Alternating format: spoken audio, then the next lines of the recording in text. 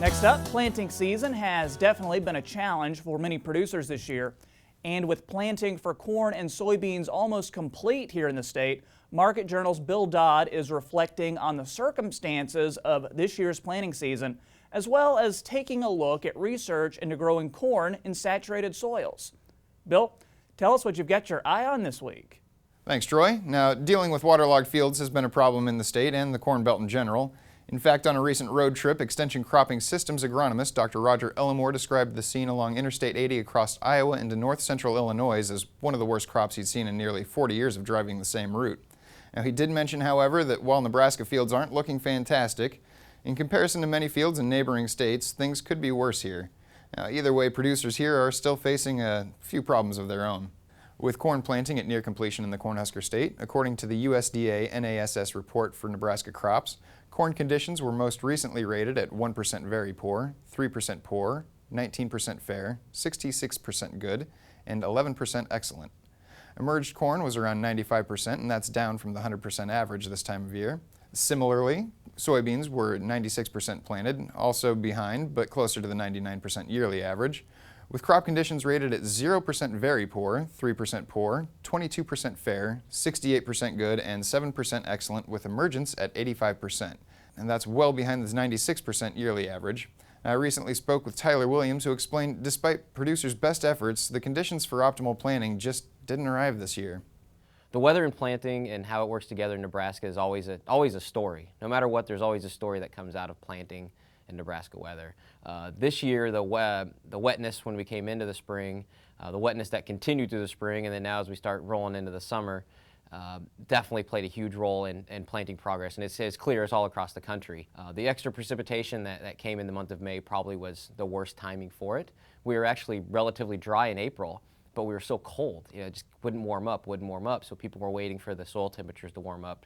The timing of that and the right temperature makes a big difference, especially in corn, on the emergence rate and emergence timing. So you want to wait for the conditions to be right and best.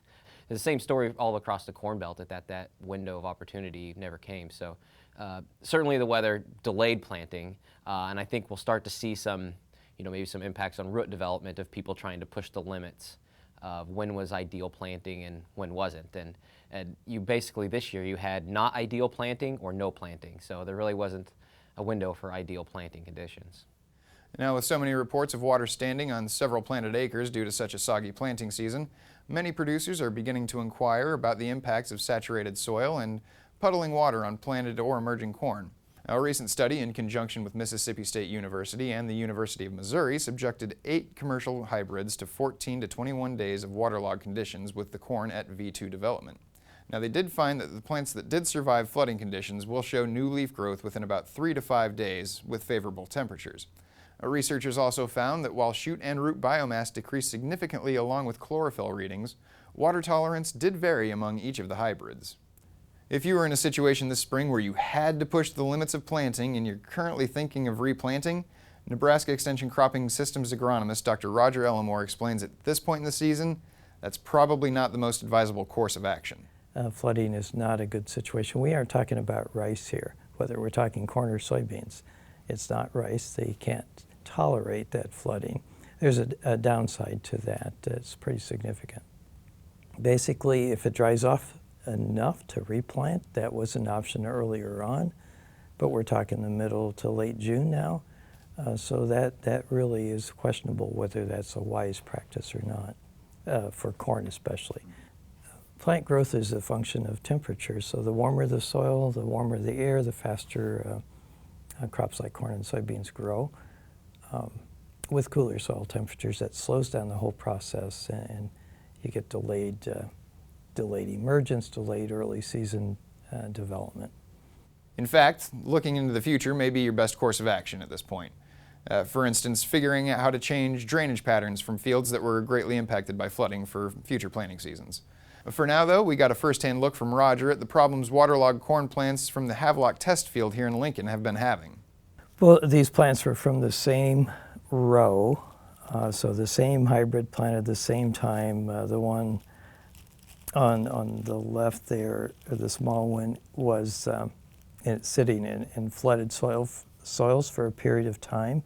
I'm not exactly sure how long, but you can see it is stunted. If you look at the root systems, they're quite a bit shallower and not nearly as vigorous. The whole plant is smaller, the stem is smaller.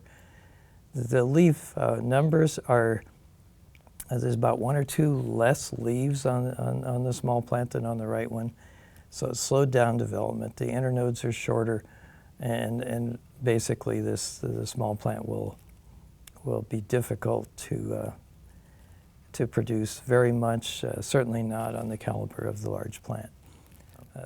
Any emergence, 4 days will basically stifle all the emergence. So this plant probably was emerged when it was flooded, but it was flooded for long enough that it will not recover. Now, with nearly all our corn and soy in the ground, it seems the worst may be behind us. However, it is a long season and things are just getting started. Just keep in mind a lot can happen between now and harvest, and with that being said, for now, I'll send it back to you, Troy.